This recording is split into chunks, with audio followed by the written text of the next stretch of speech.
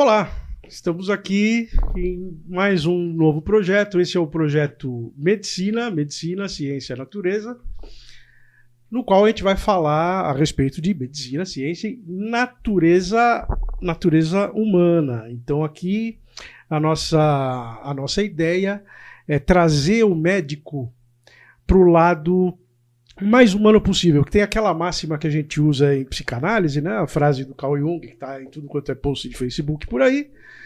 Conheça todas as teorias, domine todas as técnicas, mas, ao tocar uma alma humana, apenas seja outra alma humana. Meu nome é Glauco De Vita, estamos no primeiro programa do Medicina Podcast, hoje com as doutoras Alessandra Mollo e Giulia Cerutti. Por favor, Alessandra, suas considerações iniciais, sua formação, se apresenta para nós. Oi, Glauco, tudo bom? Então, eu sou a Alessandra, eu sou médica ginecologista, eu já sou formada há 30 e poucos anos, né? Eu sou ginecologista, especializei na área de PTGI e menopausa. Mas, porém, atualmente eu trabalho muito mais na parte de PTGI e HPV. Por quê? O HPV é um vírus extremamente comum. E esse vírus, ele atinge cada vez mais gente, tem mais gente com medo dele. E a gente vai explicar aqui de uma maneira que não seja tão apavorante. Eu trabalho no consultório particular, mas eu tenho muitos anos em serviço público e também trabalhei muito na medicina privada também. Perfeito. Doutora Giulia Cerutti, por favor, suas considerações iniciais. Oi, Glauco, tudo bem? Meu nome é Giulia, eu sou médica ginecologista, eu tenho um pouquinho menos de experiência do que a Alessandra, mas eu já tenho aí uns 15 anos de experiência por aí. Eu sou, além de ginecologista, eu também sou oncoginecologista, que é a especialidade da medicina que cuida de câncer ginecológico.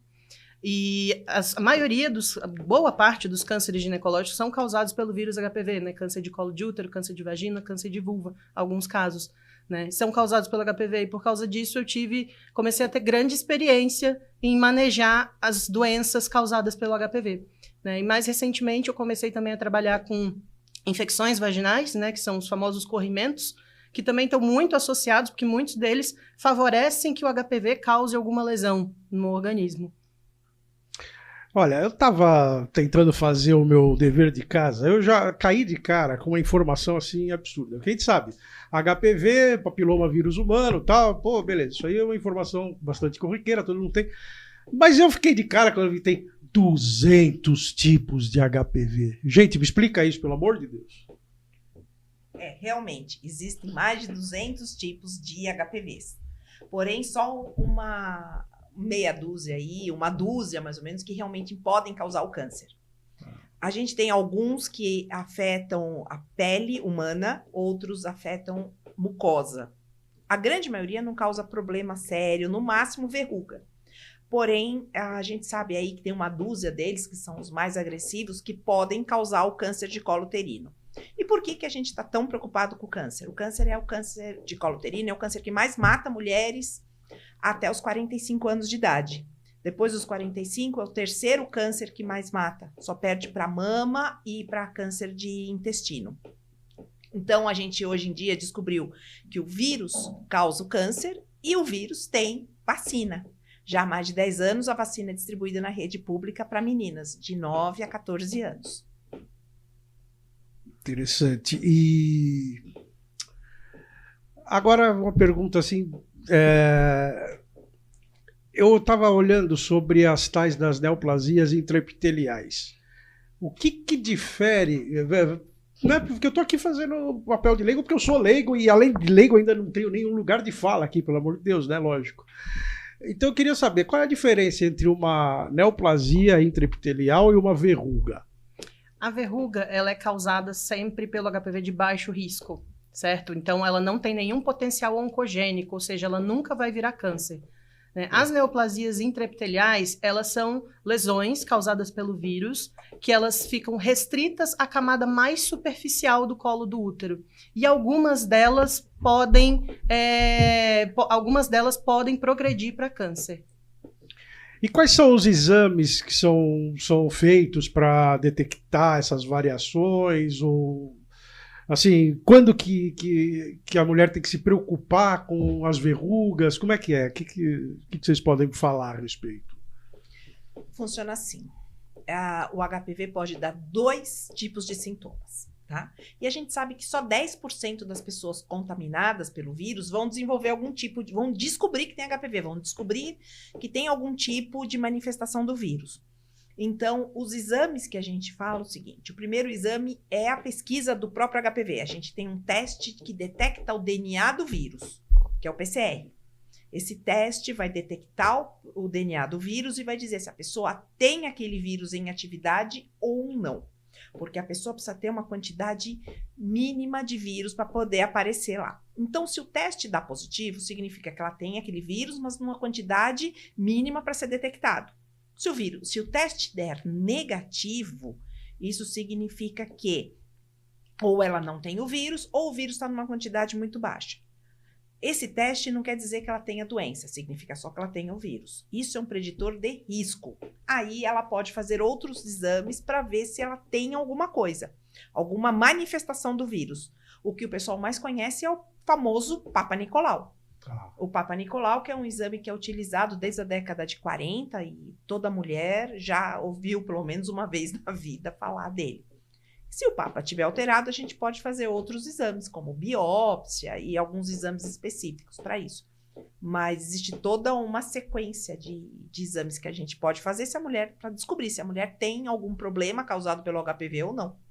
Certo, mas aí, digamos que agora vamos para o pior dos panoramas, né? Deu câncer. E aí, doutora Júlia, como é que fica? Depende, quando a gente descobre um câncer, a gente precisa fazer o estadiamento do câncer, que é o quê? Saber o tamanho do tumor, quantos órgãos que ele está cometendo, se é que ele está cometendo outros órgãos, se ele tem metástase à distância, ou seja, se foi para o pulmão, se foi para o fígado, né? Então, a gente precisa determinar o tamanho do tumor, a extensão do tumor e se houve metástases à distância ou metástases linfonodais, que são metástases para os linfonodos, nos gânglios da pelve. E determinando tudo isso, a gente consegue definir o melhor tratamento para a paciente. Esse tratamento pode ser uma cirurgia, pode ser uma cirurgia mais avançada, mais complexa, pode ser quimioterapia, radioterapia e braquiterapia, né? A braquiterapia é como se fosse uma radioterapia, só que dentro da vagina. Coloca uma canetinha e faz a radioterapia dentro da vagina, que é mais localizada. Sei. E usualmente... Assim, eu queria saber se o pessoal demora muito para ir atrás disso. Em que estágio que as pessoas chegam a você, já que é da parte de oncologia, né? Como é que é essa incidência aí? Olha, infelizmente, é muito diferente a incidência na rede pública e na rede privada.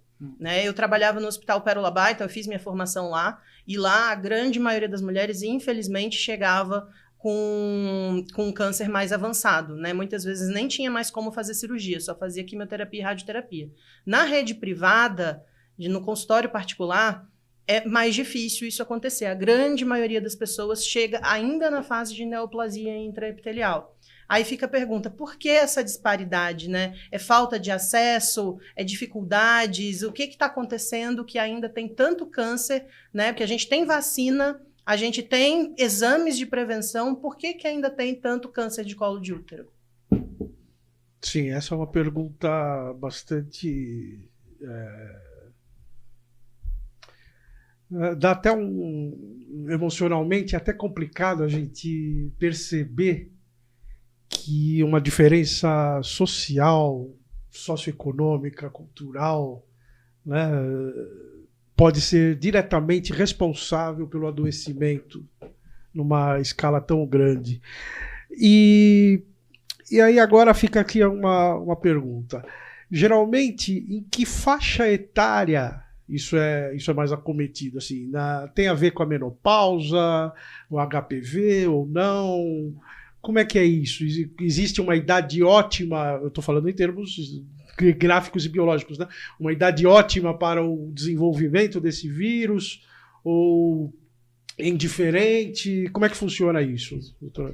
Então, o vírus, o HPV, normalmente, ele a paciente é infectada logo nos primeiros anos depois do início da atividade sexual, porque ele é um vírus sexualmente ativo.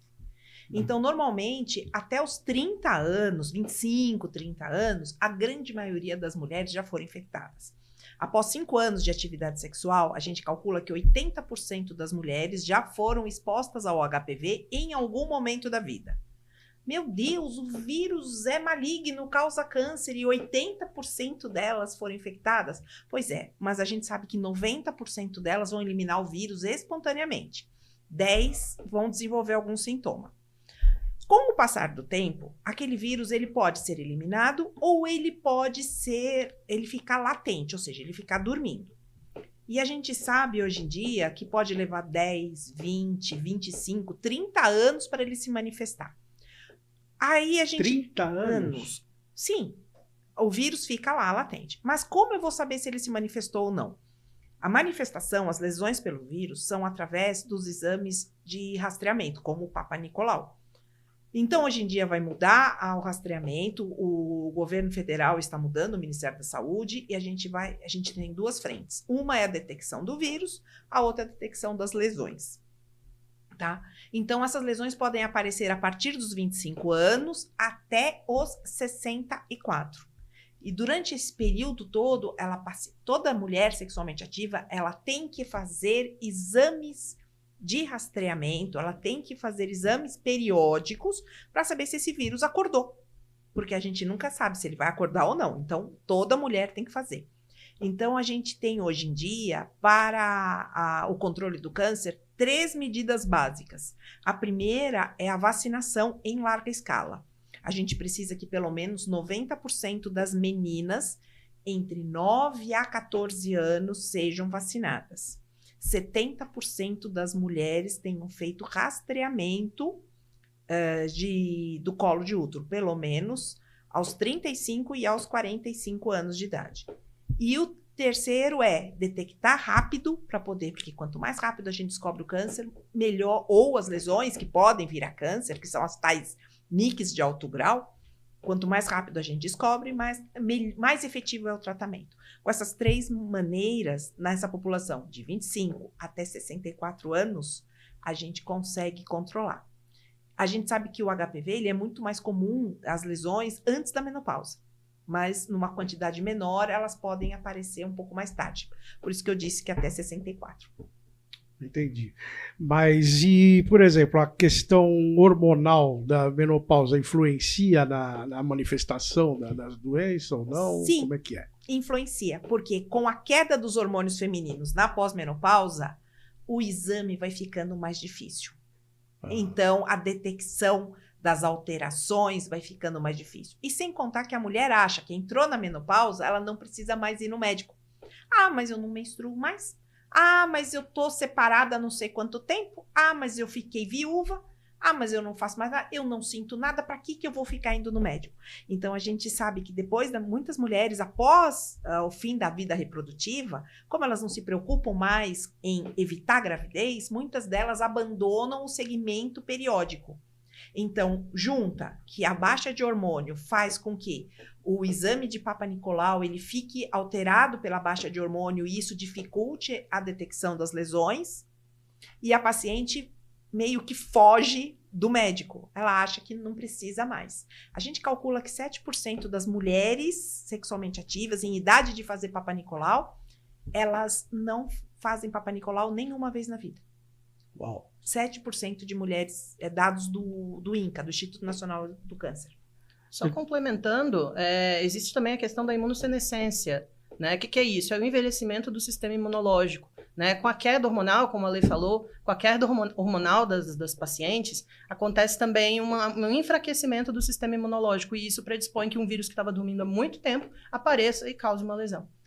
Então, falando em lesão, eu estava olhando os nomes, tentando fazer minha lição de casa, não sei o quê. Desculpa, veio a cabeça da gente assim, funciona do jeito meio alternativo, vamos dizer assim, né? É assim, eu vi lá Nick, Nive e Niva. Aí eu já lembrei do Lada, né? Do Niva, aquele modelo de Lada, tal, para quem estava lá na época do Collor, né? Quando importaram as carroças. Explica para nós o que é isso, NIC, NIVA, NIV, o que são essas neoplasias aí? Lembra que a gente comentou sobre as neoplasias intraepiteliais, né? NIC, NIV e NIVA são neoplasias intraepiteliais. NIC significa neoplasia intraepitelial cervical, ou seja, do colo do útero. NIV significa neoplasia intraepitelial vulvar, ou seja, da vulva. E NIVA significa neoplasia intraepitelial vaginal, ou seja, da vagina. Mas o que é essa neoplasia intraepitelial, né? Quando o HPV, a gente tem as células do colo do útero, né? O HPV vai lá, faz uma mutação nessa célula do colo do útero e ela começa a se multiplicar desordenadamente, desenfreadamente, né? Vira uma bagunça, o que era organizadinho vira uma bagunça. O nome disso é neoplasia. Inicialmente, essa neoplasia está restrita à camada mais superficial de revestimento do colo do útero, que é o epitélio. Como ela está dentro do epitélio, a gente chama ela de intraepitelial. Neoplasia intraepitelial. Se ela está no colo do útero, a gente chama de cervical. Se ela está na vulva, a gente chama de vagina, NIV, né, vulvar. Se ela está na vagina, a gente chama de vaginal. Então, é a NIVA. Isso que é NIC, NIV e NIVA. Entendi. Tem mais 2. Mais dois? Verdade. Tem mais 2. Quais tem são? o NIA, que é a neoplasia intraepitelial de ânus, que tem as lesões, né? Anais, perianais, tudo. Também causadas pelo HPV. E existe o NIP, neoplasia intraepitelial de pênis, que o HPV pode causar essa mesma lesão no homem, e aí ele pode também evoluir. Uma parte dos cânceres de pênis em homens é causada pelo HPV. Porém, a maior parte dos cânceres de pênis em homens é causado por baixa higiene. Não é o HPV. Lá vem o amiguinho, amiguinho. Não brinca com isso. Olha só. Porque, além de tudo, você pode ter uma questão dessa e ainda pode transmitir para as mulheres. Quer dizer, o problema não é só seu, acaba sendo o problema da sua parceira. Então, cuida aí, hein? Existe um estudo muito interessante, antes da descoberta do vírus, em que eles falam o seguinte: eles estudaram homens viúvos de mulheres que tinham morrido de câncer de colo. Quando eles se casavam de novo, a nova parceira desenvolvia câncer. Então, foram um dos primeiros estudos a perceber que existia alguma coisa transmissível. O próprio Perón, né, da Argentina, o viúvo da Evita Perón, a primeira esposa morreu de câncer de colo. E a Evita Perón morreu de câncer de colo também. Olha só. Coincidentemente. Não muito coincidentemente, né? Já sabe que não é de coincidência nada. Então, olha só, interessante e alarmante, né? Quer dizer, é uma coisa realmente que tem mesmo que tomar todo cuidado. Mas, assim, existem outras manifestações, outros sinais de que a pessoa possa estar com HPV? Por exemplo, os corrimentos apresentam sinal de... Isso evidencia HPV ou não tem nada a ver? Como é que é? Sim e não. Né? Não porque o HPV não causa nenhum tipo de corrimento, né? Mas sim porque o HPV ele causa uma instabilidade na flora vaginal, o que predispõe a desequilíbrios de flora vaginal, como é o caso da vaginose bacteriana, que é uma infecção vaginal super comum. Por outro lado, a vaginose bacteriana, ela favorece a infecção pelo HPV e favorece que o HPV também cause lesões, né? Ou seja, quem nasceu primeiro, o ovo ou a galinha, né? Porque um causa um problema, o outro causa o mesmo problema. Nossa, quer dizer... Gente, só pra gente deixar a coisa um pouquinho mais leve...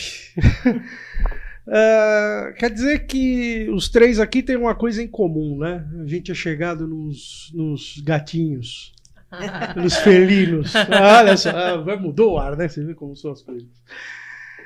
E aí? Só que assim, por que eu tô até trazendo esse assunto? Porque por trás de toda essa formação, de todo esse estudo... né? Existe uma pessoa que se interessou por entrar nessa área. Né? E como eu falei no comecinho, na nossa abertura, a gente quer realmente tocar o lado humano. como é que fica, assim, a Alessandra apaixonada por gatos? Como é que ela foi parar na ginecologia, na medicina, no HPV? Como é que é isso? Conta um pouquinho da sua história. O meu gato, vou contar como ele chegou para mim. Ele é um gato resgatado. Ele já tinha por volta de 1 ano e meio. E ele, na verdade, era da minha irmã. Minha irmã estava na calçada com a minha sobrinha e foi a adoção à brasileira. O gato pulou no colo da minha sobrinha e não largou mais. O gato adotou a gente. E aí como minha irmã já tinha uma gata e a gata não aceitou, é muito territorialista e não aceitou, ela acabou conversando comigo e eu fiquei com o meu gato. E o meu filho botou o nome de Torresmo nele. Eu já tinha um peixe, o Gaudêncio. O grande psicanalista, o Gaudêncio. Gaudêncio, E aí eu tinha um peixe, um Beto, e aí fiquei com 2. E no final, depois de algum tempo, eu descobri que ele era portador de FIV. Ele é um gato que tem a imunossupressão felina, mas ele tá super saudável, tá super bem. E justamente por ele ter esse vírus, né? Se eu tiver outro gato, ele pode transmitir para outro gato. Teria que ser um outro gato também portador de FIV. Só que, por outro lado, ele também se estressa na presença de outros gatos. E o estresse vai baixar a imunidade. Que é outro assunto que é legal a gente falar, né? Que é um dos fatores que favorece a infecção, tudo. Então, eu acabei ficando com um gato só. E ele tá lá, em casa, feliz, alegre e gordinho. Super contente. E aí, a gente fala, né, que o gato, ele dá uma tranquilidade pra gente, né? A gente na época da pandemia, foi o que segurou a minha cabeça mesmo. Como médica, de ver tanta coisa acontecendo ao mesmo tempo, mas era um companheiro que estava lá para todas as horas. E em casa eu moro com meu filho de 19 anos hoje e o gato. Então, na verdade, ele está sempre companheiro, a casa toda telada, bem protegido, o apartamento, para ele não fugir. Ele só fugiu uma vez, mas a gente conseguiu resgatá-lo de volta. E você, Júlia? Como é que... Bom, eu tenho 9 gatos. 9 gatos? 9 gatos. Aí eu já estou no nível profissional. Eu tinha 10, só que um morreu recentemente, infelizmente. Alguns dos meus gatos eu peguei resgatado de abrigo, né? Morava em abrigo, eu peguei eles pequenininho. Uma delas eu peguei resgatada de uma acumuladora de animais. Ela tinha mais de 30 animais em casa e não cuidava bem de nenhum deles. E eu peguei ela numa condição péssima de saúde. E aí teve a última, né, que eu peguei, foi no meio da pandemia, plena pandemia, tava um dia frio, um dos dias mais frios do ano. E aí aconteceu igual aconteceu com o gato da Alê. Ela me adotou, ela pulou no meu colo, ela ficou me afofando, ela dormiu no meu colo. Aí eu falei, preciso levá-la para casa. Que é maçapãozinho, né? Exato, preciso levá-la para casa. Levei para casa e descobri que ela estava grávida. Eu levei o golpe da barriga da gata. E a gata pariu 5 filhotinhos e eu não tive coragem de doar nenhum dos 5.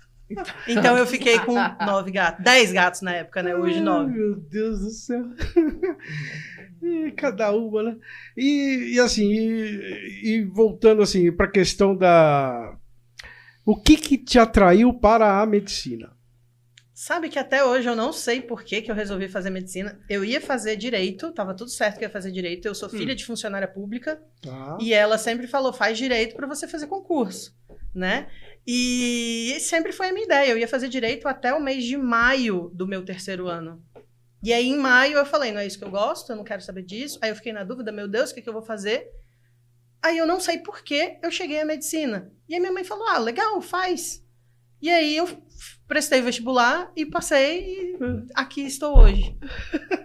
É interessante, às vezes tem coisas que a vida que chama a gente para fazer, né? E com você, Alessandra, como é que foi esse Então, eu sou de família de engenheiro. O pessoal ou é engenheiro ou é arquiteto. Eu sempre fui uma pessoa de exatas. Sempre fui muito bem de física, matemática e tal. Mas acontece que quando eu tinha, sei lá, uns 13, 12, 14, sei lá, eu era moleque. Um dia a minha mãe comprou a galinha. Você lembra que a gente comprava uma galinha, vinha a cabeça da galinha dentro da barriga dela?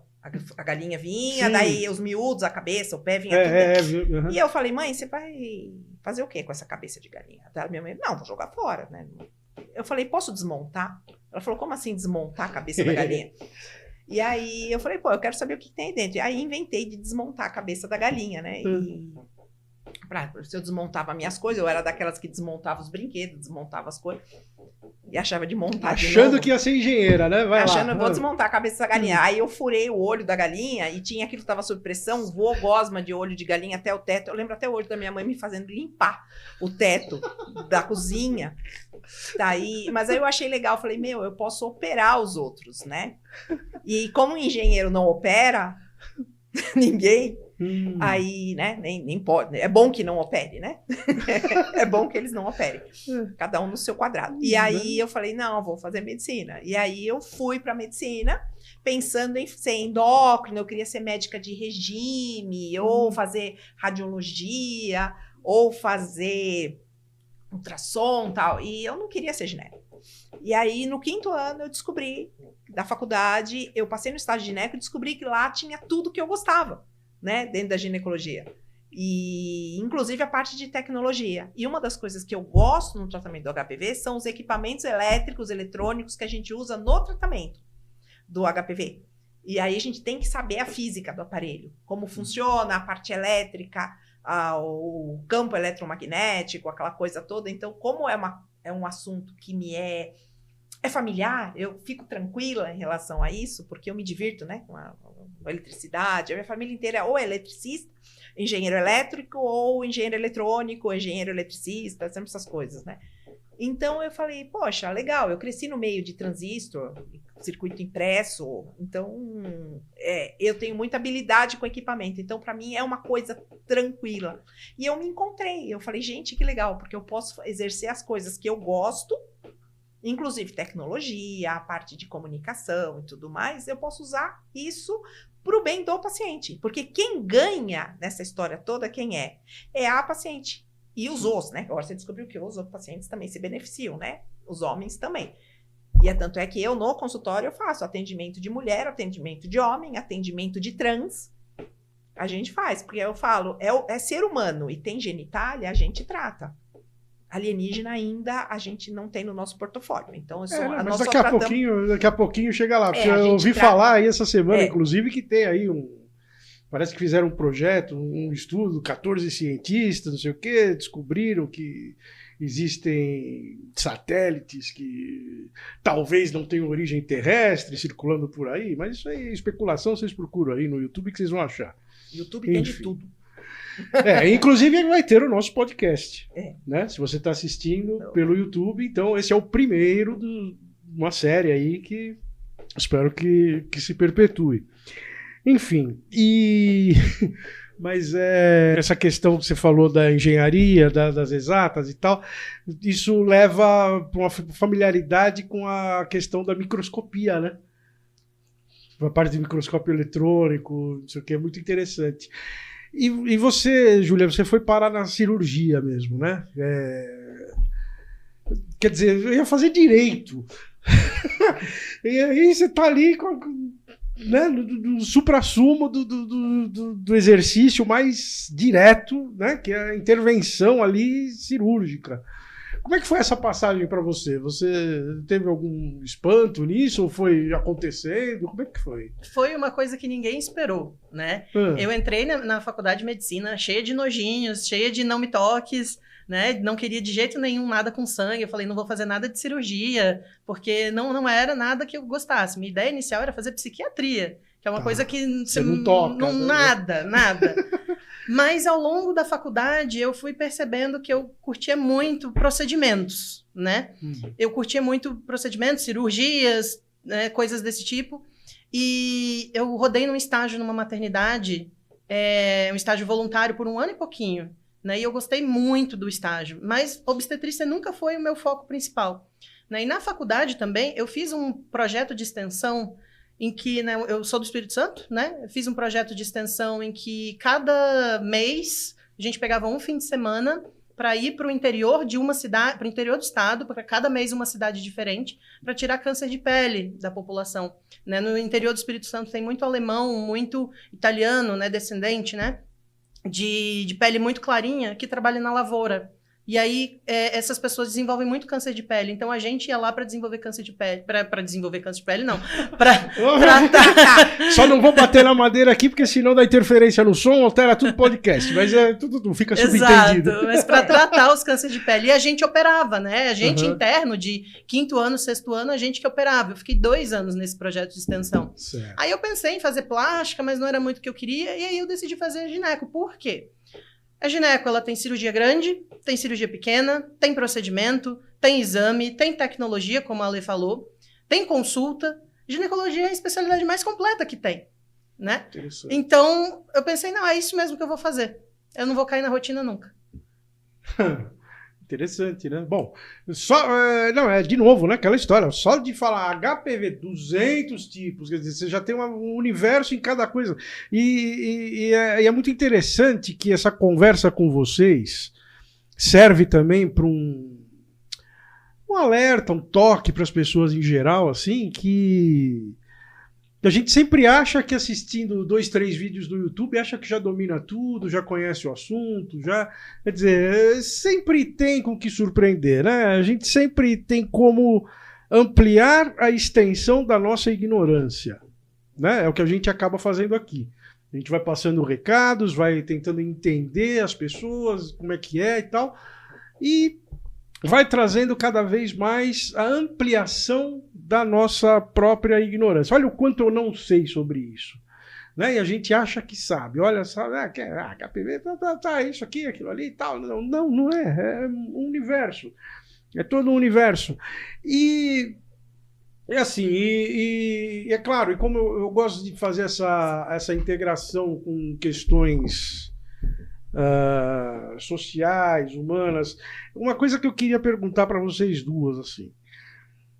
Por exemplo, hoje existem as reposições hormonais, os métodos contraceptivos. Até que ponto essa pressão social pela busca da perpetuação da juventude pode influenciar nesses quadros patológicos? Bem, eu falei para vocês que eu queria viajar, tá? Vocês concordaram, vocês toparam, o problema é de vocês, se vira. Reposição hormonal não é perpetuação da juventude. É o seguinte, não é. Mas existe a pressão, não que uma coisa seja... Na verdade, né? o que acontece? Depois, quando a mulher tem entre 45 a 55 anos, ela já tem a parada dos ciclos menstruais. Esse processo começa lá pelos 40, já começa a ficar meio desregulado. E aí ela começa a ter uma baixa do hormônio feminino, que é o estrogênio. Tá? Quando você tem essa baixa do estrogênio, você começa a ter uma série de sintomas da falta desse hormônio. É como uma pessoa que tem problema de tireoide. A pessoa tem problema de tireoide, a tireoide parou de funcionar, ela vai ter sintomas relacionados àquela falta daquele hormônio. O que a gente fala é uma terapia hormonal para você repor o hormônio que está deixando de ser fabricado. E qual é o problema da baixa de estrogênio? O grande problema que a gente tem, por exemplo, é o aumento do risco cardiovascular. Se você considerar uma mulher e um homem, os dois com a mesma idade, tá? Antes da menopausa, o risco cardiovascular de um homem, por causa da testosterona, é mais alto, que o homem tem testo e tem pouco hormônio feminino. Porque ele é homem, é a natureza dele, ele nasceu desse jeito. Ele tem um risco cardiovascular alto. E a mulher tem a proteção do estrogênio. O estrogênio protege contra esse risco. Quando uma mulher entra na menopausa, aquele risco cardiovascular iguala-se a do homem, porque ela perdeu a proteção. Então, um dos motivos que a gente faz a reposição é você tentar minimizar esse impacto cardiovascular. É você tentar deixá-la com risco cardiovascular baixo. Por quê? O infarto, o derrame são causas importantes de morte. Morre mais gente de doença cardiovascular do que de câncer. Sim. Né? Puxa, mas hormônio não dá câncer? Só que se você olhar quantas mulheres evitam morrerem, de serem mortas por um infarto, e infarto não dá aviso. O infarto, a pessoa sente a dor, cai duro onde ele estiver. 48 horas a pessoa está enterrada. O câncer de mama, não. A terapia hormonal, ela costuma aumentar 1%, 10% do risco que a pessoa já tem. Então, se a pessoa tem um risco de 10%, aumenta mais 10, vai para 11%. É uma quantidade pequena. É uma quantidade pequena de realmente que você pode aumentar. Porém, você tem que ver os benefícios. Você pode ter muito mais gente morrendo de risco cardiovascular, pelo risco, aumento do risco, do que pela falta do hormônio. Então, do que pela você dar o hormônio e o aumento do risco. As pessoas têm que entender que a idade, ela vem. Junto com a idade, vai acontecer de aumentar o risco de uma série de doenças.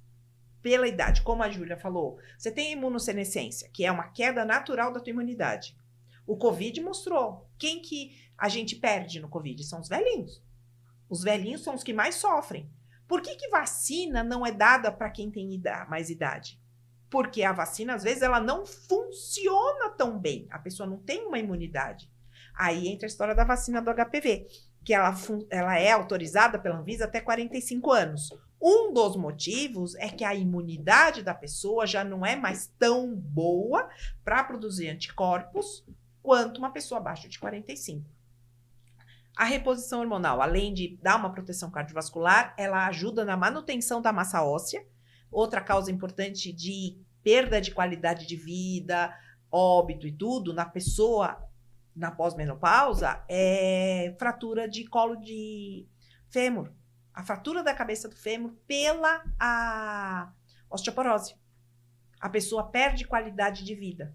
Então, assim, a perda de massa óssea, você ganha na prevenção cardiovascular e ainda nos sintomas. Uma das coisas que a pessoa, na pós-menopausa, às vezes ela nem pensa que aquilo é falta de hormônio, é dificuldade para dormir.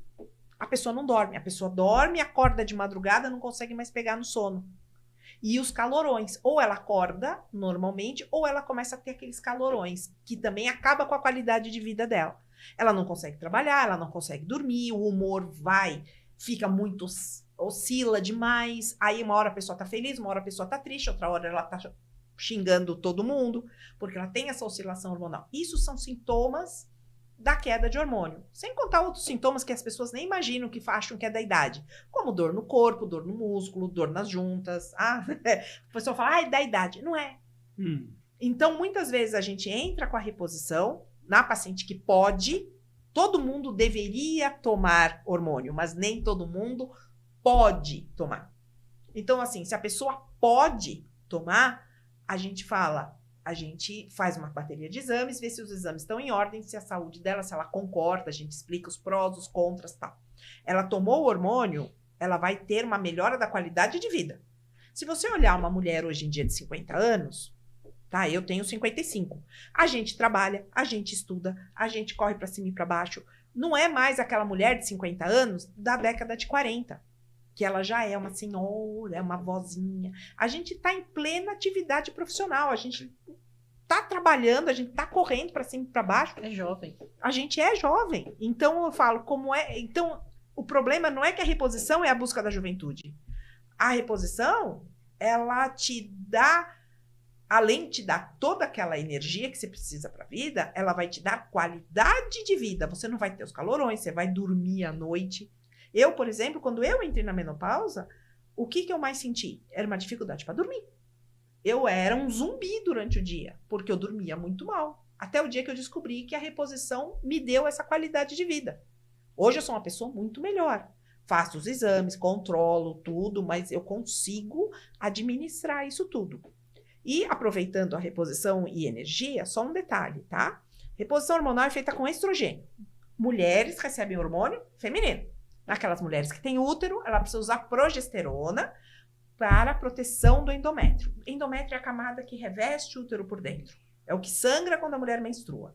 Mas aquilo tem que ser protegido porque a reposição sem a progesterona aumenta o risco de câncer de endométrio. E a progesterona, ela vai controlar e vai manter aquele endométrio quietinho e reduz praticamente a zero o risco de câncer. E testosterona não é hormônio de reposição hormonal feminino. Só existe uma indicação de testosterona após a menopausa, que é uma coisa chamada desejo sexual hipoativo da pós-menopausa. É uma das alterações, é uma das causas, entre as várias causas de baixa libido na pós-menopausa, uma das causas é essa tal, desejo sexual hipoativo da pós-menopausa. E é um diagnóstico de exclusão. O que significa isso? Que já se tentou tudo, já deu remédio, já deu de tudo e nada resolveu. Aí pode-se fazer um teste com a testosterona. Não existe nenhuma indicação de uso de testosterona antes da menopausa, tá? Excetuando aquelas pessoas que estão em transição de gênero. Ou seja, o homem trans que estão fazendo. Aí usa por quê? Porque é um tratamento para mudança de sexo. Uma mudança da pessoa que está fazendo a transição do masculino do feminino para o masculino. Mas, resumindo, é isso. Eu falo que reposição hormonal é vida. É a vida que volta. É que nem você regar uma planta seca. Você rega, bota um adubinho, ela recupera o vício. E aguenta o tranco, né? Porque a vida não acaba aos 50. Com certeza. Pelo amor de Deus, né? Também aqui estou com 52. Quer dizer, é engraçado, né? Como são as coisas. Meu avô morreu, ele tinha 58. Quer dizer, de vez em quando bate umas coisas assim, fala, pô, mas só mais 6 anos já é a idade que meu avô se foi, vem aquela coisa louca toda e tal. Mas e você, doutora Júlia, o que você constata a respeito disso, assim, nessa... assim, porque foi legal essa questão, porque essa ideia de associar a terapêutica com as pressões sociais é o que a gente vê muito por aí, as pessoas falando nas redes sociais, né? As redes sociais viraram um negócio, assim, um depósito de qualquer coisa também, né? Porque o pessoal vai falando o que acha e pronto, tá todo mundo agora especialista em tudo, porque tem a câmera e tal, e sai falando, né? Eu queria que você entrasse também nesse detalhe. Porque essa questão da pressão social pela busca da eterna juventude, não sei o quê, quer dizer, para a gente tirar logo, dissociar essa parte terapêutica, a parte vital desse anseio psíquico, desse anseio coletivo, dessa história de que a pessoa tem que ser um produto e tal. Como é que esse tipo de questão impacta na sua clínica? É o que ela falou, reposição hormonal não é busca pela juventude. Reposição hormonal, ela busca aliviar os sintomas que a mulher apresenta na menopausa, né? Eu já vi no consultório várias vezes mulheres que bastou começar o período de climatério que elas começaram a ter uma fadiga, que elas falam, meu doutor, eu não consigo trabalhar. Ou então, eu não consigo mais dormir, eu nunca mais dormi. Né? Ou então calorão de tipo uma paciente, eu não lembro se foram 14 ou 17 vezes que ela acordou em uma noite por causa de calorão.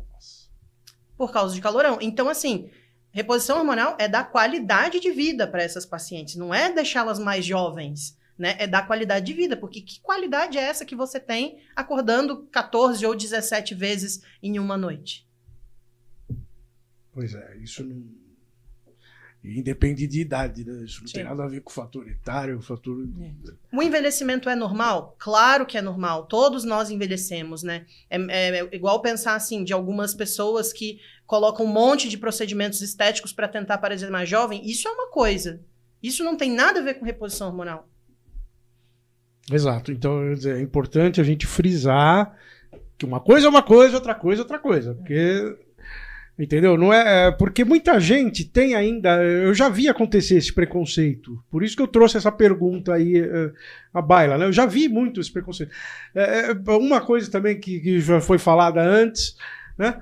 Eu não vou... Eu já passei da menopausa, para que eu vou continuar indo no ginecologista? Né? Quer dizer... Então são coisas que realmente acabaram... tomando uma fusão que na prática não existe, né? Que a gente sabe, biologicamente, a gente sabe que, né, pela evolução e tal, o corpo foi feito para reproduzir e morrer e tal, porque o que interessa é a espécie continuar. Mas nós conseguimos construir toda uma sociedade, né, baseada na nossa diferença para os outros animais, que é a questão cerebral, a questão simbólica, de linguagem, etc., que faz com que a gente consiga realmente construir um mundo só nosso, né? Tanto é que se nós fôssemos abandonados à vida primitiva, né? Que tem o pessoal aí que fala, não, é dieta paleo e não sei o quê, e tal, vem com aquele monte de coisa, aqueles discursos de romantização dos anacronismos, né? Do que já não tem nada a ver com nada, colocam como se com uma forma de saudosismo, não, as pessoas saudáveis, pô, dieta paleo, tá, o cara morria com 35 anos. Então são coisas que não fazem o menor sentido de nada, né?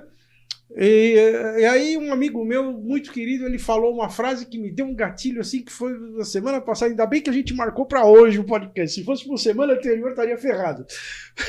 Gerou uma angústia assim profunda, que foi assim, nós não fomos feitos para viver tanto, que a gente falou da morte do Ozzy, né?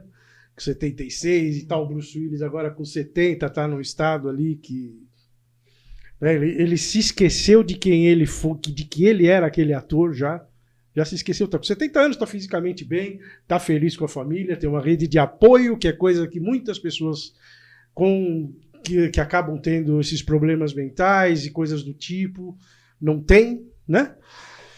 Quer dizer, então é muito importante trazer realmente essa diferença e evidenciar a capacidade humana nisso.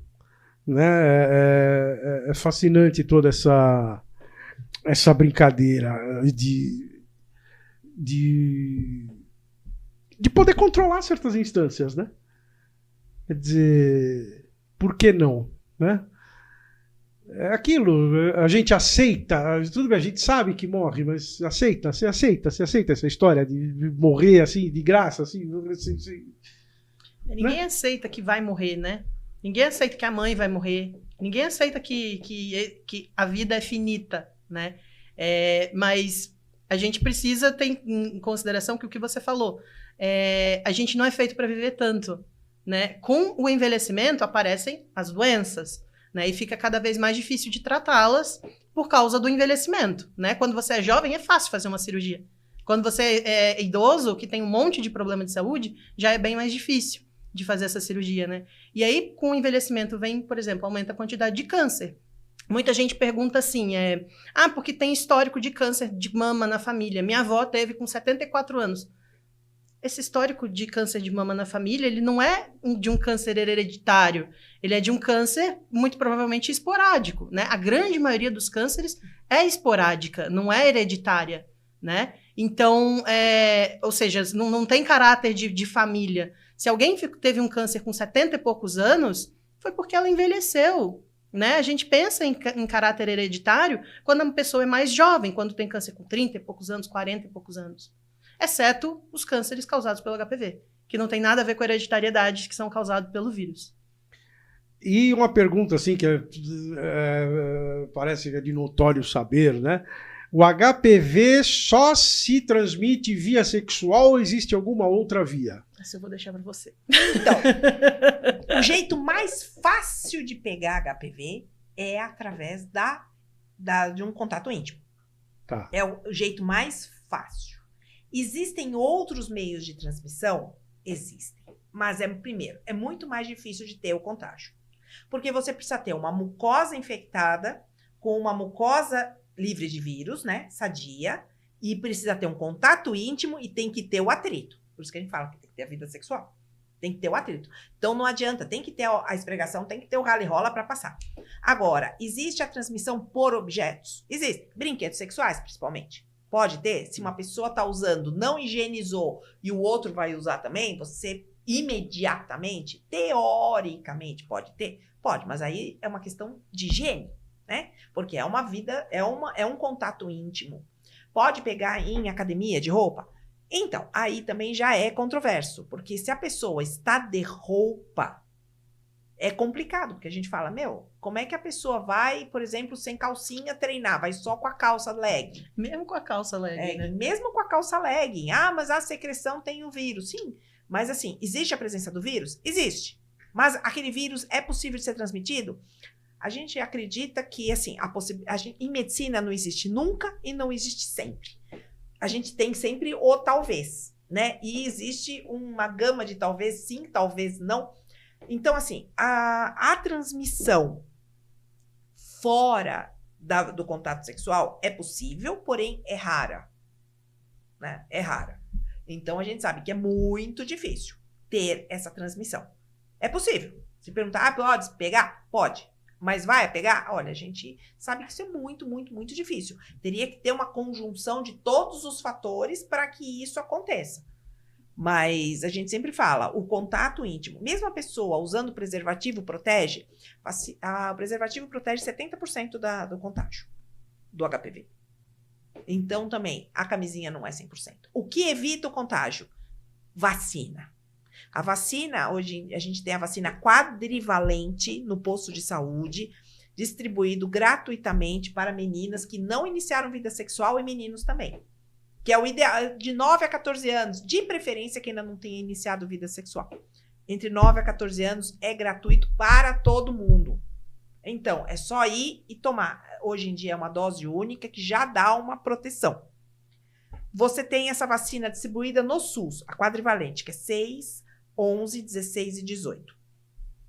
Ela é gratuita ainda para os grupos de risco. Pacientes que tiveram uma violência sexual, pacientes com baixa imunidade, como transplantada, pessoas que vivem com o HIV, pacientes que são usuários do PrEP, que é aquela profilaxia, pré-exposição do HPV, pacientes que são usuários de medicação que baixa a imunidade, como doença autoimune, como as lúpicas.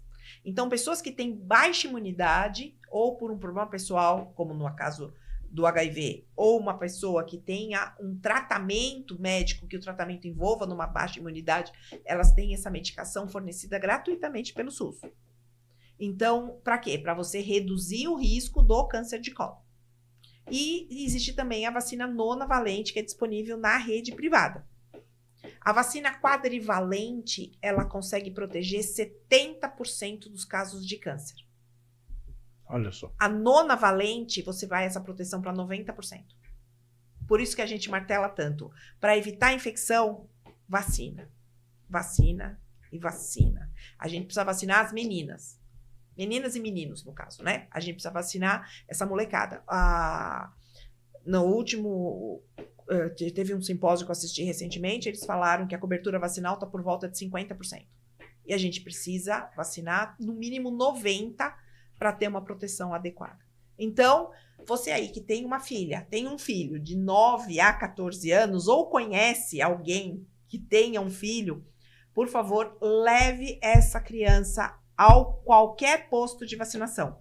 Você vai preservar e você vai proteger essa pessoa, essa menina, esse menino, porque quando chegar na idade adulta, de desenvolver um câncer. E também reduz as chances, uma vez que pegou o vírus, de passar para os outros.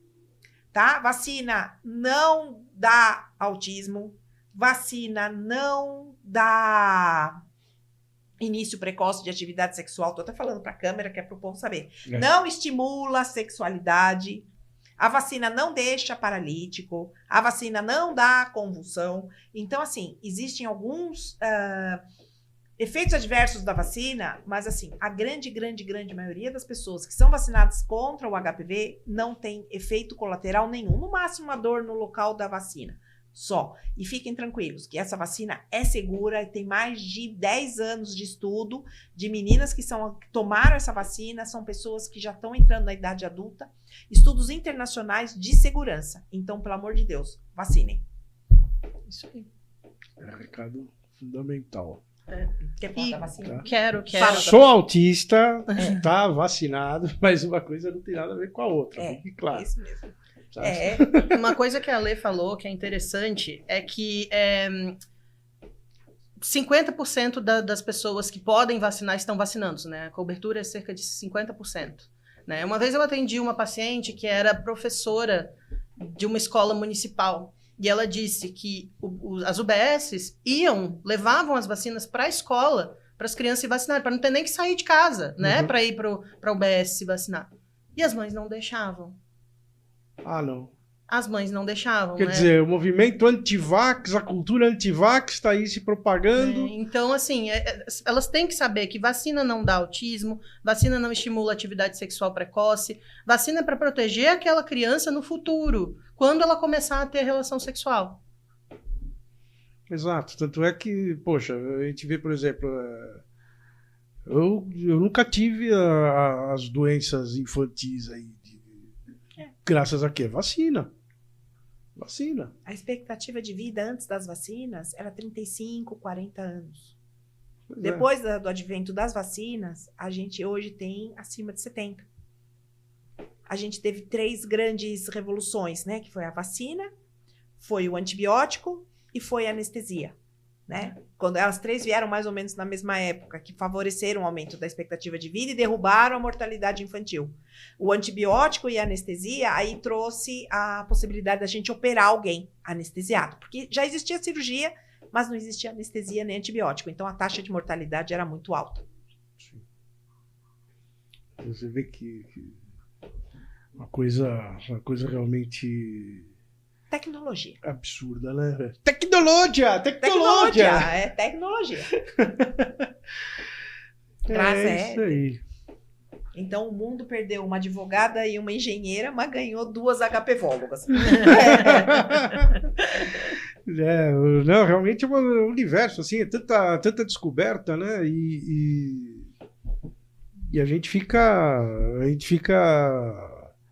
fascinado de ver quanta coisa que existe e, ao mesmo tempo, é entristecedor, realmente é profundamente entristecedor esse tipo de coisa. Quer dizer que as pessoas foram até a escola, a pessoa só tinha que sair da classe e tomar a porcaria da vacina na escola. E os pais não deixaram. E os pais não deixaram. Quer dizer, isso deveria ser crime. Crime. Porque é aquela coisa, não, mas a minha vontade, não sei o que. Gente, mas nós vivemos numa sociedade, e dentro da sociedade existe todo um equilíbrio, toda uma questão, quer dizer, tem horas que as vontades individuais, por maiores que sejam, os desejos, as inclinações, etc., não podem ser exercidos assim. Não é? Quer dizer, imagina, então, quer dizer, esses pais que hoje em dia estão poupando a pessoa de tomar uma vacina vão ser os mesmos responsáveis por um câncer de colo de útero no futuro. Né? Ou então o garoto que vai ser um vetor aí, um transmissor aí e tal. Quer dizer, vetor a gente fala para parte de parasitologia, né? Desculpe aí e tal. Mas enfim, né? Quer dizer... Mas o homem também se beneficia da vacina, principalmente para o câncer perianal, que lembra que eu falei que tem lesões, para os homens que são geralmente têm os homoafetivos, por exemplo, e também o câncer de boca e laringe, que uma parte ela é causada pelo HPV. E, inclusive, está aumentando a proporção, né? Do câncer de boca e laringe pelo HPV, por causa do sexo oral. Olha só. Então, é uma coisa que os homens também são beneficiados. Além deles não transmitirem, a vacinação do HPV, ela vai evitar alguns tipos de câncer no homem. E também as verrugas, que não causa câncer, mas quem já teve verruga sabe que o negócio é chato. E a verruga genital ela é altamente transmissível, né? Ela é altamente infecciosa. Quer saber que são... Eu tive uma paciente que ela chegou para mim, ela tem acho que 24 ou 25 anos, agora não lembro, e ela tinha lesões pelo HPV. Eu falei, mas eu fiz as contas rapidinho, mas já tinha, você não chegou a vacinar, porque quando você era mais nova, já tinha vacina disponível no SUS. Você não vacinou? Ela falou, não, a minha mãe ficou com medo por causa das fake news das tias do Zap e não me deu a vacina. Ela falou, vou esperar ela crescer e quando ela for adulta, ela decide se ela quer vacinar ou não. Só que agora, ela sendo adulta, ela vai ter que vacinar, porque faz parte do protocolo, para reduzir contágio, reduzir transmissão, evita que aquela lesão vire um câncer. A vacina na pessoa já infectada, ela ajuda muito.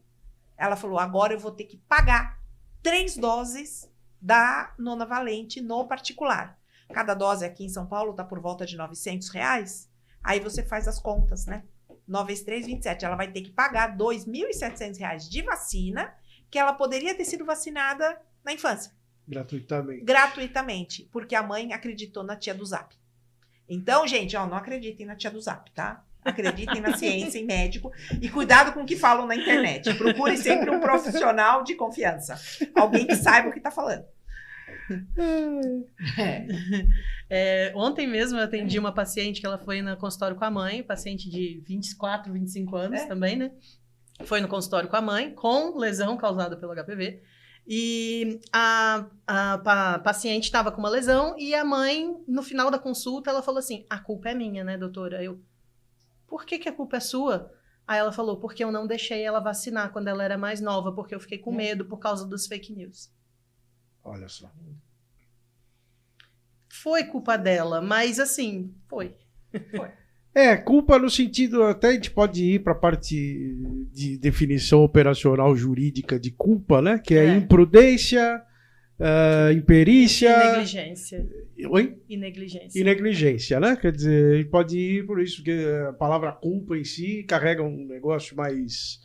Parece que é mais deliberado. Não, muito pelo contrário, né? Quantas vezes não é? Quantas vezes a gente é influenciado por um ambiente nocivo, por um inconsciente coletivo. Por isso que é inconsciente, né? Se fosse consciente, ele teria consciência. Mas não, é um inconsciente coletivo, um histórico familiar.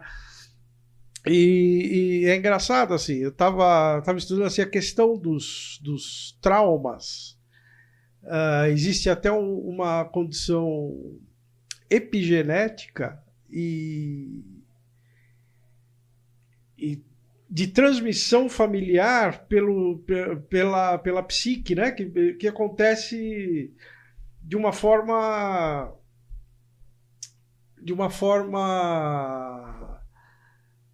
realmente epigenética. Por quê? Você leva consigo traumas que você nunca passou, mas você incorporou aquele trauma do seu avô, que trouxe para o seu pai, que trouxe para você, da sua mãe, não sei o quê. Quer dizer, você traz isso, né? Por exemplo, que esse medo de vacina? Tem coisa que tem questão que a gente vai ver resquício lá daquela revolta da vacina. Sim. Né? E isso até hoje, quer dizer, 100 e tantos anos depois, ainda acontece, né? É realmente chocante, é triste isso daí. E é exatamente por isso que a gente está em rede social. É o que mantém a gente lá no Instagram, fazendo vídeo, tentando para a gente tentar ocupar esse espaço com conhecimento de qualidade. Para a pessoa que está lá do outro lado, que está do outro lado da telinha, saber receber uma informação que é uma informação baseada em evidências, baseada em estudos, não é achismo. A gente não achou essas informações do nada. Isso é baseado em um monte de estudo. E é muito importante que profissionais que se baseiam com evidência científica, que eles estejam mesmo no Instagram, né? Porque as pessoas ficam zoando, virou blogueira, não sei o quê, mas é importante que a gente esteja no Instagram. Por quê? Porque os médicos charlatões estão lá, né? Tem um monte de médico aí prescrevendo soro azul, soro da imunidade, coisas que não tem nenhuma evidência científica, e eles estão nas redes sociais. Então, a gente tem que ir também, porque se eles conseguem vender essas coisas para os pacientes, a culpa é nossa que não está lá. Então, lá, e são os que mais faturam, são os que mais têm views, os que mais atraem pessoas, quer dizer... E essa questão toda da rede social está realmente tomando conta, porque hoje em dia... não é mais quem detém o conhecimento, é quem detém a melhor narrativa, quem é melhor no storytelling, quem é mais bonitinho, quem é mais engraçadinho, quem que faz a melhor dancinha. Gente, médico fazendo dancinha no TikTok, me poupem, né? Não. Dancinha também já é demais. Não leva o menor jeito pra coisa. Gente, para, né? Então, quer dizer... Então foi até uma coisa que me moveu a aceitar aí essa retomada, né? Fui provocado pessoalmente pela doutora Alessandra aqui, né? Eu tava aqui pensando em fazer um podcast e tal, pensei em você, não sei o que. Eu tava assim, sabe? Eu tava meio assim, será que eu vou fazer? Será que eu não faço? Eu não tô muito na vibe e tal. Mas aí depois pensando realmente em todo o recado que a gente pode dar, né? Trazer realmente profissionais de gabarito, com conhecimento real, fundamentado, com vivência, né? E a gente poder ser o meio para isso é maravilhoso. Então, isso tudo me fez realmente aceitar, retomar essa ideia de voltar a fazer podcast, inclusive com o pessoal aqui da Turnet Brasil, né, que sempre nos acolhe muito bem aí, a todo esse tempo. E, né, quer dizer, é realmente uma coisa muito importante, combater as fake news. E não é através de regulação, não, é através de trazer os fatos. Trazer a realidade da coisa, trazer com profundidade. É claro, vai fazer o corte para o Instagram? Vai, é fundamental trazer o corte para atrair a pessoa para o conteúdo mais profundo, que é o que a gente espera ter, pelo menos, iniciado aqui, né? Com essa brincadeira toda. E agora eu queria saber da doutora Giulia. Doutora Giulia Cerutti, doutora Alessandra Molo, as duas de origem nipônica, vieram do Kassato Maru, como vocês podem deduzir. Né? Mas assim, doutora Giulia, eu queria saber... O que eu queria saber mesmo? Glaucodevita também não fica longe, né? Hã? Glaucodevita. Glaucodevita, sim, tudo bom na gente e tal. Né? Eu tinha aqui uma questão. Mais um tilt. 3, 2, 1. Vai mostrar. O que a gente estava falando mesmo antes? Da vacina das fake news. Última coisa, vacina das fake news. Do poder da narrativa.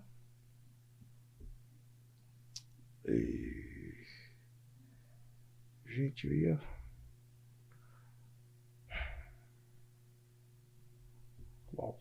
Ah, sim. Bom, 3, 2, 1. Então, diante de todo esse recado que a gente está tentando transmitir, doutora Giulia, qual a pergunta que eu não fiz que você gostaria que eu tivesse feito? Bom, sobre corrimentos vaginais. Uma questão, por exemplo, de com que frequência eles acontecem, as principais causas. Então, por favor. Porque realmente eu tava olhando isso daí, é muito complexo, né? Eu perguntei só sobre se existe uma correlação entre corrimentos e HPV, mas aí ficou realmente pendente essa parte de falar mais profundamente a respeito dos corrimentos. Por favor. Sobre os corrimentos, na maioria, grande maioria, para não dizer todas as mulheres, já teve ou tem corrimento em algum momento da vida. Né? É uma coisa extremamente comum. Né? As principais causas de corrimento são vaginose bacteriana, acho que disparado é a principal causa de corrimento, e também a candidíase. Né? Só que tem muita gente que acha que tem determinado corrimento, mas tem outro. Né? Eu tenho candidíase de repetição, eu trato, não melhora, ou então eu trato, melhora um pouquinho e depois volta. Isso às vezes não é candidíase. Pode ser que seja realmente uma candidíase de repetição? Pode, mas isso nem sempre é uma candidíase, né? Porque a gente está fazendo um diagnóstico empírico, baseado em sintomas, e isso nem sempre é acurado o suficiente. Por isso, cada vez mais, a gente está fazendo um exame que se chama microscopia do conteúdo vaginal, que a gente tira o conteúdo, o conteúdo vaginal, né? Tira o material que tem ali, coloca numa lâmina, olha no microscópio, e a partir daí a gente consegue dizer o que a pessoa tem, né, se é que ela tem alguma coisa.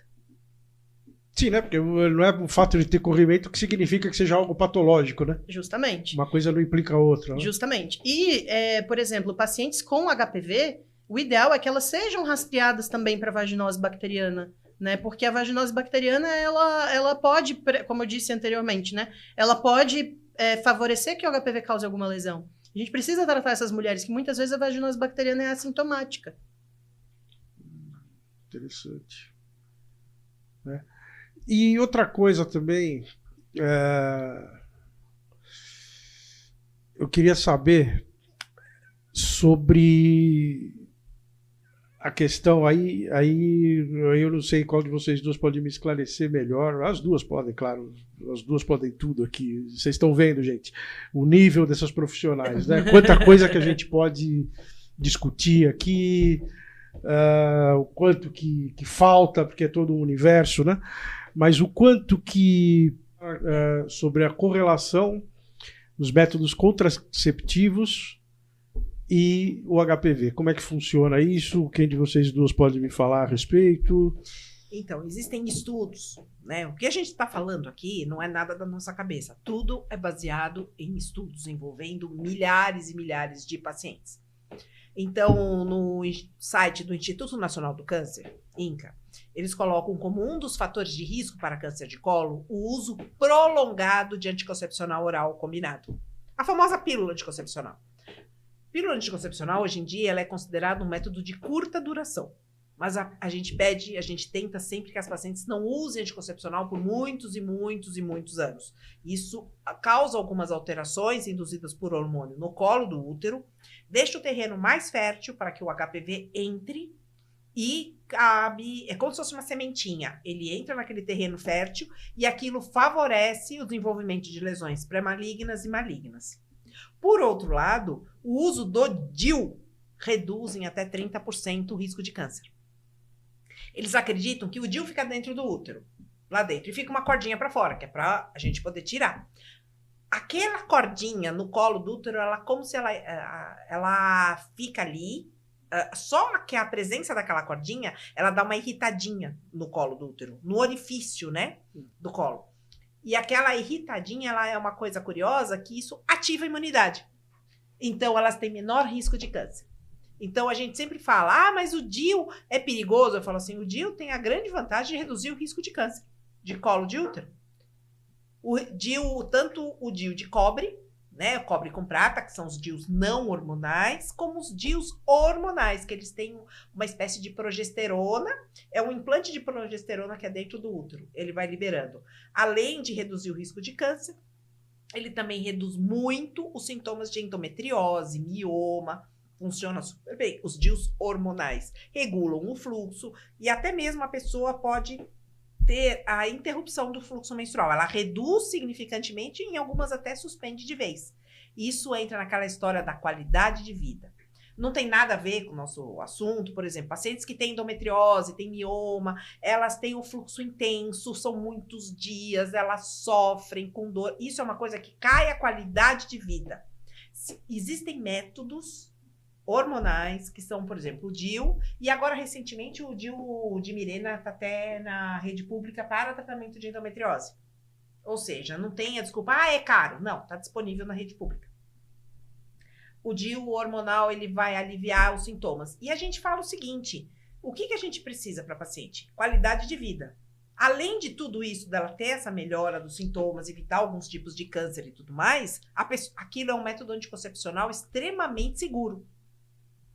O DIU é seguro. O DIU tem uma eficácia uma taxa de falha, por volta de 0,2%. Ou a cada 100.000 mulheres que usam o DIU hormonal, 2 é uma taxa que é aceitável de falha. Você vai ter 2 casos de gravidez.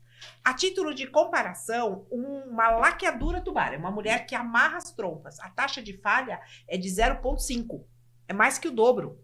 Interessante. O DIU hormonal, além dele dar todos esses benefícios de qualidade de vida para a mulher, ele tem uma eficácia 2 vezes acima que da laqueadura. Que a laqueadura.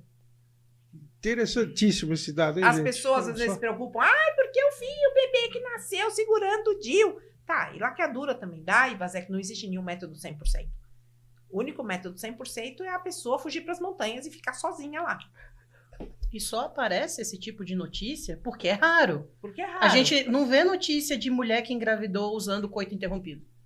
Porque isso acontece muito. É a pessoa que tira fora. Tirou fora. Ninguém noticia. Mas a paciente usava preservativo e engravidou. Gente, porque preservativo tem uma taxa de falha mais alta mesmo. E a gente fala, mas qual é a grande vantagem do preservativo? Além de evitar filho, ele também evita doença. E a gente sempre pede assim, você quer ter uma segurança máxima? Combina 2 métodos. Um para evitar filho, outro para evitar doença. E usa o preservativo junto. Então a gente quer ter... E existe segurança 100%? Não. Em medicina não existe nunca. Em medicina não existe Sempre. Não existe 0%, não existe 100%. Uma coisa interessante que você falou também com relação aos hormônios, né? Tem muita paciente que chega, eu não quero nada de hormônio. Aí você olha assim, mas por que você não quer nada de hormônio? Ah, porque me falaram isso, me falaram aquilo outro.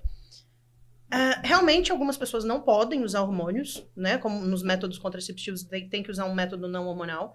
Algumas pessoas realmente não podem usar hormônios, mas outras simplesmente não querem. Tudo bem, é ok não querer, a gente respeita a decisão de cada paciente. Mas tem paciente que tem uma clara indicação de usar hormônio, como a Ale falou, caso de endometriose, né? Ela tem uma indicação para usar hormônio, mas não, eu não quero. Eu não quero. A gente tem que pensar, assim, que na medicina e no amor, nem nunca, nem sempre, não é porque foi ruim para sua vizinha que vai ser ruim para você, né? E a gente tem que parar também de fazer pirraça, falando, eu não quero método tal, eu não quero. Por que você não quer? As pessoas, a pessoa nem sabe explicar, né? Fazendo pirraça de criança, e vamos combinar, não tem nenhuma criança aqui. Exato, esse é um ponto bastante crítico, que é importante a gente bater mesmo bastante nessa tecla, quer dizer, de entender, de usar a razão. A gente sabe, evolutivamente, o neocórtex foi a última estrutura a ser desenvolvida na humanidade, é o que nos diferencia dos outros animais, e o neocórtex é um bebezinho em relação a todos os milhões de anos aí de filogênese e tal, que vão trazer aí toda uma confiança, todo um instinto, tá? Não indo muito a fundo na definição de instinto, mas trazendo toda uma série de temores e mecanismos, inclusive psíquicos, que regulam até o inconsciente, sobre tudo isso, e que trazem esse medo. Por isso que fake news acabam fazendo sentido, porque a gente tem uma necessidade imediata de fechar gestalt, fechar sentido para as coisas. Ah, pareceu que eu tenho 3 pontinhos aqui. Você já forma um triângulo. Por quê? Porque está na nossa programação formar esse triângulo. Mas é um triângulo que de fato ali não existe. Eu coloquei 3 pontinhos. Você fechou a representação.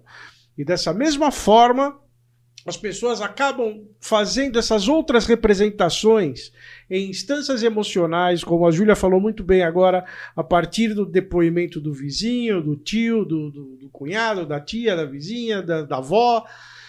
E a gente vai herdando isso tudo, mas, gente, acima de tudo, nós estamos aqui para trazer um apelo à razão. Razão. Então, é aquilo, é realmente buscar conhecimento, buscar informações de qualidade, que é o que eu espero que a gente tenha trazido aqui nesse podcast. Então agora vamos para os recados finais aí. Doutora Júlia, por favor, suas considerações finais. Bom, eu acho que o mais importante que a gente deixou aqui é vacinem seus filhos, né? Se você não tem filhos, fala com alguém que tenha filhos e para levar seus filhos para vacinarem. Isso vai fazer muita diferença na vida deles no futuro e na diferença não só deles, mas das pessoas com quem eles se relacionam. Doutora Alessandra?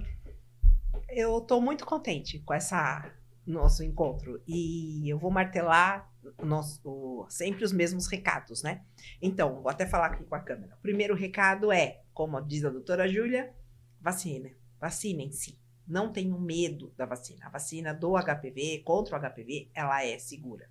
Segundo, não deixem de fazer os exames preventivos. Como eu já falei aqui, antes 7% das mulheres nunca fizeram Papa Nicolau na vida. E muitas delas não é porque não têm acesso. Elas têm medo, ou elas acham que é bobagem, ou elas acham que não precisam. Mas façam os seus exames preventivos. E terceiro, se precisar tratar, tratem. Procurem um profissional alinhado com a ciência, alinhado com evidências. Não vão atrás de terapias imaginativas, mágicas, soluções milagrosas. Vão atrás de quem é especialista, de quem está acostumado a ver isso e tem experiência. E não é só HPV, não. Qualquer tipo de doença, vocês têm um problema de saúde, procurem um especialista na área. E um médico que seja bem alinhado com a ciência. Até porque o caminho mais curto para você ter que fazer o caminho mais longo é o atalho, né? Quer dizer, você toma aquele atalho, faz aquele... Ah, não, vou tratar a minha dor com um aparelhinho de vibracional ou com injeçãozinha de não sei o quê. Ozônio. Ozônio, soro azul. Um monte de coisa assim. Por quê? Por que essas coisas colam ainda? Por que funcionam? Justo por causa desse mecanismo que a gente falou lá atrás. Quer dizer, a gente tem a necessidade de fechar sentido. Aí vem todo o pensamento mágico, vem toda essa coisa. Mas eu espero que realmente com essa nossa edição de hoje a gente tenha trazido este apelo, né? A gente tenha feito esse apelo de forma bem sucedida, realmente a buscar a razão, buscar especialistas, e acho que nós fizemos a nossa parte aqui. Com isso eu me despeço. Muito obrigado e até uma próxima. Tchau. Até.